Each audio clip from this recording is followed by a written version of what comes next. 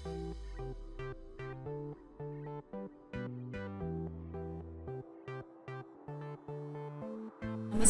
आज सुप्रियाज किचनमध्ये आपण बघणार आहोत व्हॅनिला आईस्क्रीम।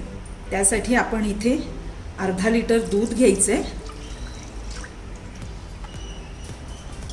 आणि हे आता उकळायचे चांगलं। तर यातलं थोडं दूध आपण एका बाउलमध्ये काढून घेऊया। आता या दुधामध्ये आपण 2 चमचे व्हॅनिला फ्लेवरची कस्टर्ड पावडर घालायची आणि 2 चमचे मिल्क पावडर घालूया आणि हे व्यवस्थित आता सगळं मिक्स करून घ्यायचं। एकदम लंप फ्री झालं पाहिजे। हे बघा एकदम लंप फ्री झालेलं आहे। हे बघा दूध उकळायला लागलंय।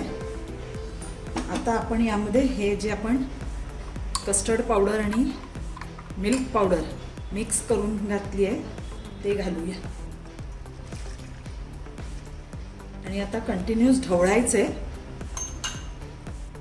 हे आता चांगलं शिजेपर्यंत आपण ढवळून घ्यायचे व्यवस्थित। एकदम सोपं आहे हे आईस्क्रीम करायला, तुम्ही नक्की करून बघा।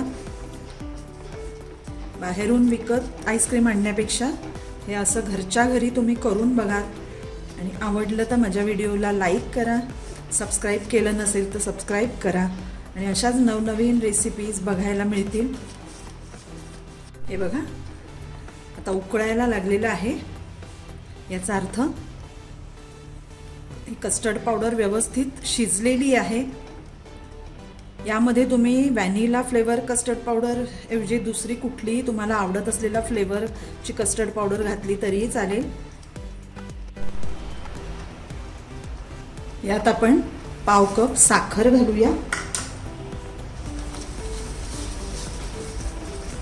आता हे असं उकळायला लागलं की गॅस बंद करायचा आणि आता हे थोडं थंड होऊ द्यायचे।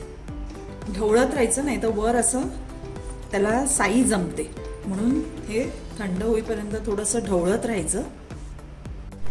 आता हे थंड झालंय, आपण मिक्सरमध्ये काढायचे।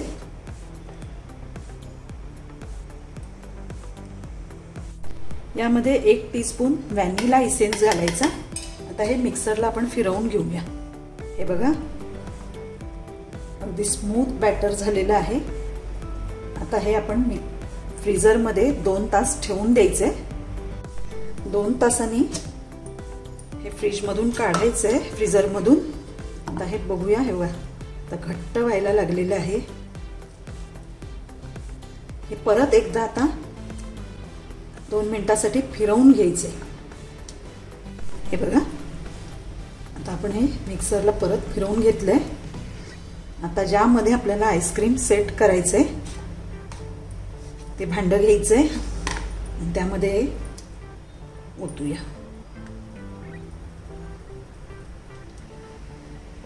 बघा आता यावर आपण झाकण लावून फ्रीजला 8 ते 10 तास आपण हे सेट व्हायला ठेवून द्यायचे। हे बघा 10 तास झालेले आहेत। आपलं आईस्क्रीम सेट झालंय।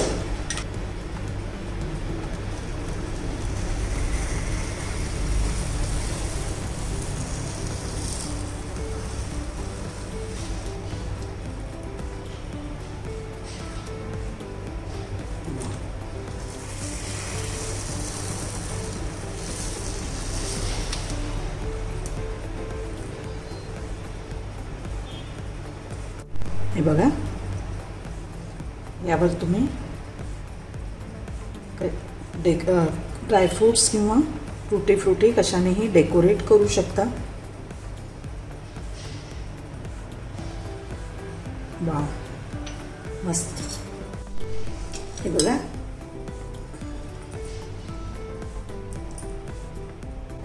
वाव एकदम बेस्ट।